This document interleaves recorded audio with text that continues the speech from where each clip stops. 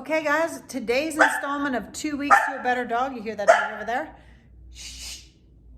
2 Weeks to a Better Dog. We're going to teach our dog how to handle the real world and the stimulation that goes on in the real world, such as a doorbell, knocking on the door, or running the vacuum cleaner.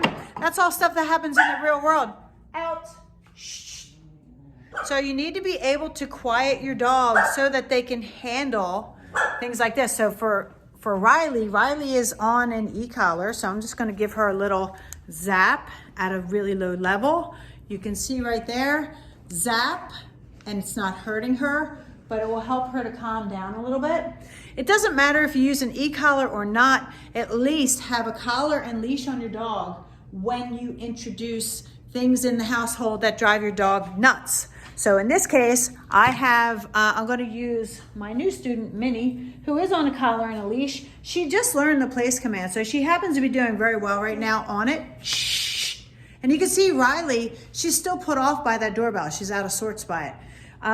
What we need to do is stop our dog from the escalation, like her just barking. If I didn't stop that, it would continue to escalate. And that's when we get dogs that they get so insane in their mind and all this dopamine goes off and they're like keyed up and adrenalized.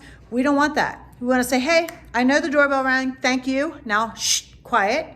And I'm going to get the door. I'm going to bring the people in. And we're going to have you should be able to have guests in your home. A lot of my clients can't have guests in the house.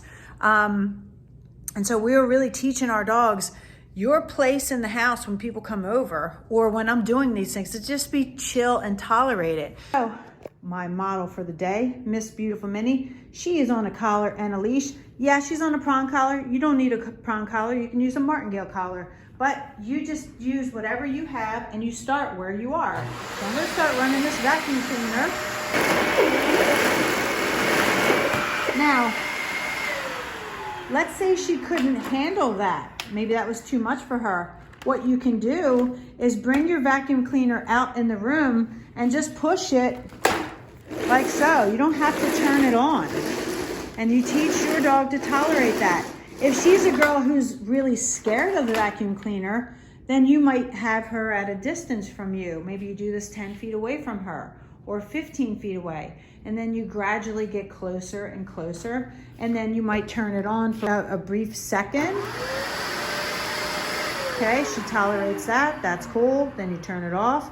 And then you rinse and repeat by incrementally increasing, getting closer to her, turning it on, and by the time you know it, every student in here has done this time and again and again and again over a long period of time, okay, weeks. And so they're well versed in how to really handle this. And that's how we start to introduce teaching dogs to be calm in high distraction situations so that they just go with the flow. So that's the lesson for the day. I hope it helps you.